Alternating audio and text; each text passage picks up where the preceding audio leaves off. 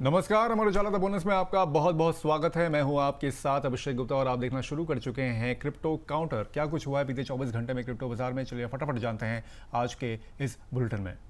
तो आज crypto market में तस्वीर जो थी वो थोड़ी सी मिली जुली रही है। बिटकॉइन करीब 62,706 डॉलर के आसपास है। दिन में बिटकॉइन ने लगभग 63,093 डॉलर का हाई और 61,510 डॉलर का लो बनाया था। इथेरियम करीब 1,625 डॉलर और सोलाना करीब 78 डॉलर के आसपास ट्रेड कर रहे हैं। यानी बिटकॉइन 62,000 डॉलर के आसपास टिकने की कोशिश कर रहा है, लेकिन मार्केट में कॉन्फिडेंस अभी पूरा उसको नहीं मिल रहा है। बिटकॉइन 62,000 डॉलर के करीब फिसला क्योंकि जियोपॉलिटिकल रिस्क मार्केट सेंटिमेंट पर दबाव डाल रहे हैं। रिपोर्ट में यह भी कहा गया है कि ETF इन्फ्लोज ने बाजार को कुछ सपोर्ट दिया है, लेकिन macro led risk off phase अभी खत्म नहीं हुआ है। अब इसका असर क्या होगा तो उसको भी समझ लेते हैं। बिटकॉइन के लिए 62,000 डॉलर अब सिर्फ एक प्राइस लेवल नहीं है, ये मार्केट साइकोलॉजी का लेवल बन गया है। अगर बिटकॉइन 61,500 डॉलर से 62,000 डॉलर के ऊपर टिकता है तो ट्रेडर्स इसे एक तरह से यहाँ पर बेस बनाने की कोशिश मानेंगे। लेकिन अगर ये जोन टूटता है तो 60,000 डॉलर फिर से बड़ा साइकोलॉजिकल सपोर्ट बन जाएगा।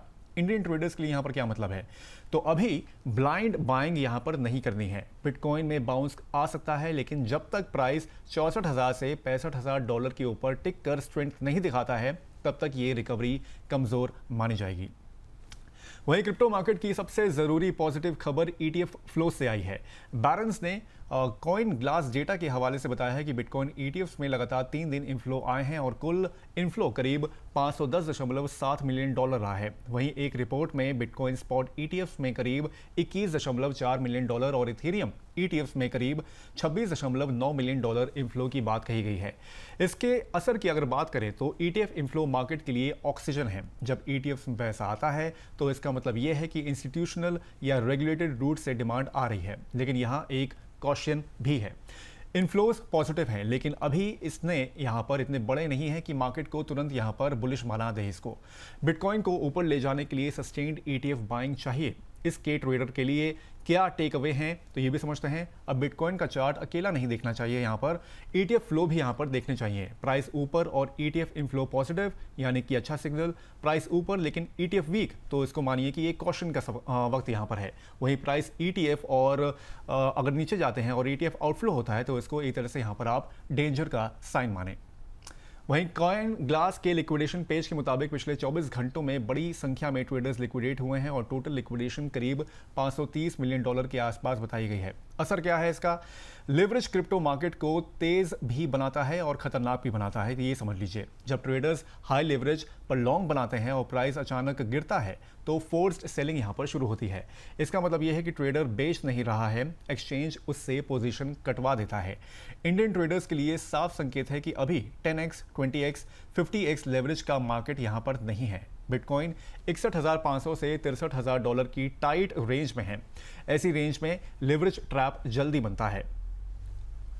वहीं बाइनेंस EU में लाइसेंस स्ट्रैटेजी बदल रहा है। रॉयटर्स की आज की रिपोर्ट के मुताबिक बाइनेंस ने ग्रीस में अपनी माइका लाइसेंस एप्लीकेशन वापस ली है, लेकिन वो EU रेगुलेटर्स के साथ डिस्कशंस जारी रखे हुए है और दूसरे EU कंट्री में ऑथराइजेशन लेने की कोशिश करेगा।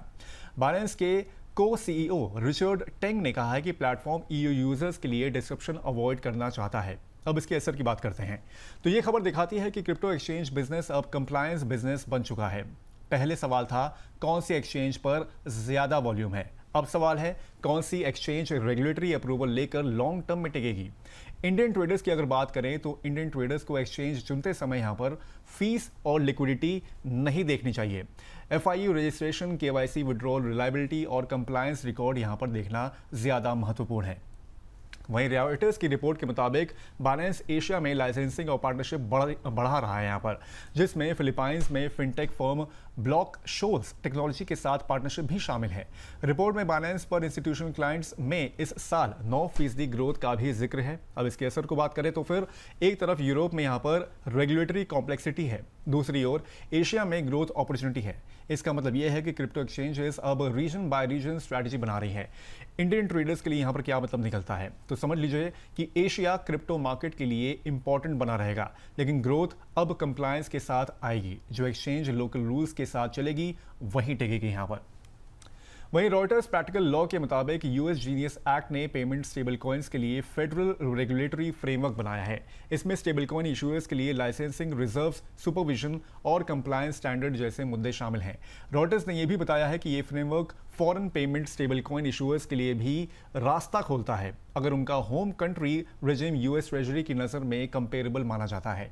असर की बात करें तो स्टेबल कॉइन अब सिर्फ ट्रेडिंग पेयर नहीं है, ये फ्यूचर पेमेंट इंफ्रास्ट्रक्चर की रेस भी है। बिटकॉइन मार्केट का स्टोर ऑफ वैल्यू नैरेटिव है, इथेरियम का स्मार्ट कॉन्ट्रैक्ट नैरेटिव है, लेकिन स्टेबल कॉइन का नैरेटिव है डिजिटल डॉलर, पेमेंट, रेमिटेंस और लिक्विडिटी। इंडियन निवेशकों को यहां पर समझना चाहिए कि यूएसडीटी और यूएसडीसी इंडियन ट्रेडर्स के लिए लिक्विडिटी ब्रिज हैं, लेकिन जैसे जैसे ग्लोबल रेगुलेशन टाइट होंगी, केवाईसी, सोर्स ऑफ फंड्स और रिपोर्टिंग स्क्रूटनी बढ़ सकती है। इसके अलावा यूएस सीनेट बैंकिंग कमेटी ने क्लैरिटी एक्ट पर काम आगे बढ़ाया है। इसमें यह तय करने की कोशिश है कि कौन सा क्रिप्टो एसेट कमोडिटी है और कौन सा सिक्योरिटी है। इसमें stable coin rewards, AML rules, DeFi classification, fund raising exemptions और टोकनाइजेशन जैसे मुद्दे शामिल हैं। असर की बात करें तो क्रिप्टो मार्केट को वोलेटिलिटी से ज्यादा यहां पर अनसर्टेनिटी नुकसान पहुंचाती है। अगर अमेरिका में क्रिप्टो क्लासिफिकेशन क्लियर होती है तो बिटकॉइन और इथेरियम जैसे बड़े एसेट्स को फायदा हो सकता है, लेकिन डीफाई और स्मॉल कैप टोकन्स पर कंप्लायंस प्रेशर बढ़ सकता है। ट्रेडर्स यहां पर क्या करें? तो ऑल्ट कॉइन खरीदने से पहले सिर्फ चार्ट मत देखिए, ये भी देखिए कि उस प्रोजेक्ट का रेगुलेटरी रिस्क यहां पर कितना है। तो आज के क्रिप्टो काउंटर में बस इतना ही। ये शो कैसा लगा हमें कमेंट करके आप जरूर बताएं। बाकी जल्द होगी आपसे कल मुलाकात, तब तक के लिए मुझे दीजिए इजाजत। नमस्कार।